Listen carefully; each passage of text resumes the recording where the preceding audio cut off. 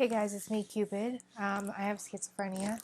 I had somebody contact me the other day and ask me if they could tell their story on my channel.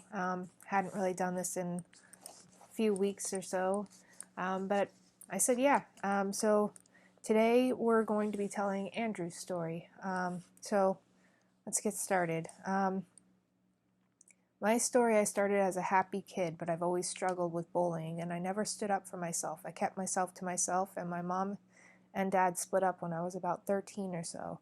I moved to York in a hurry with my mom, and I didn't even have time to take any belongings.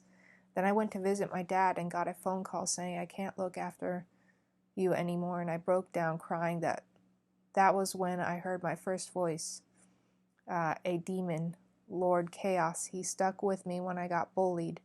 He'd tell me to hurt the people that bullied me, but I never acted on him. Truth be told, I never even knew what schizophrenia was at that point. Then at age 16, I moved back in with my mom, and everything was great until I started having non-epileptic seizures, which were caused by stress, and I started hearing Lord Chaos a lot more than I met a great guy and went to visit him in Scarborough. And I had a massive seizure, which put me in a hospital, and out of nowhere, Lord Chaos took complete control of my body, and I ended up getting sectioned. They injected me with something, and I woke up in a mental hospital in Leeds. I don't know what was going on. I was trapped in my mind. I could see and hear everything, but my movements and actions were out of my control. Lord Chaos was very aggressive and dangerous. I ended up on so much medication I couldn't even pee. I had a catheter fitted and I couldn't stop drooling, but Chaos went back into my head and I was back in control. I got released after a month and was diagnosed with psychosis and schizo-typal personality disorder.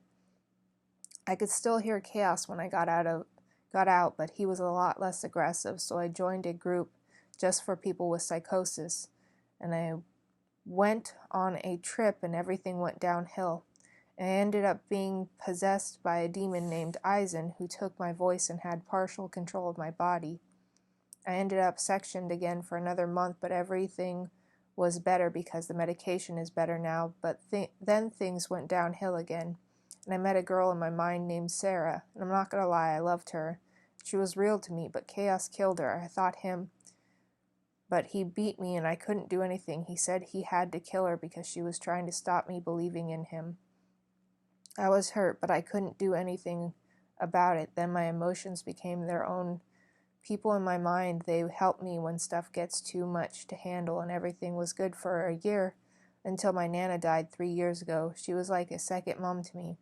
I lost it and became a very nasty and aggressive person. I regret the way I was, but I ended up voluntarily in a hospital when I couldn't handle things, and that's when I got diagnosed with schizophrenia. Everything has been good with my meds, but I found out Lord Chaos wasn't real and wasted 10 years of my life believing him, thinking when I died I'd be a grim reaper. But it was all a lie, and I felt like an idiot. Now I've just got out of hospital a week ago, and I'm undergoing bereavement counseling. Hopefully when this virus is over, I can start my groups again, and I hope I never end up back in the hospital. Thanks for listening. I'm also friends with a shadow man who's great company. He's kind and looks out for me. All right, so that is Andrew's story, and I thought that was pretty interesting.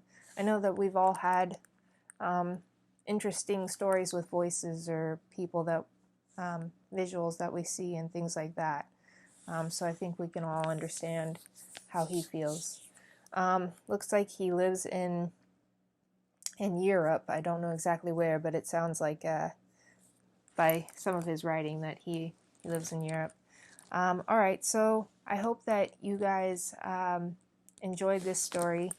I know it's really crazy to hear other people's stories sometimes because you don't even realize that other people are going through similar things to you. And I know that it can be hard sometimes too because their stories may seem so different or even too similar. But I hope that you guys have enjoyed hearing other people's stories. I really do. I hope it has helped.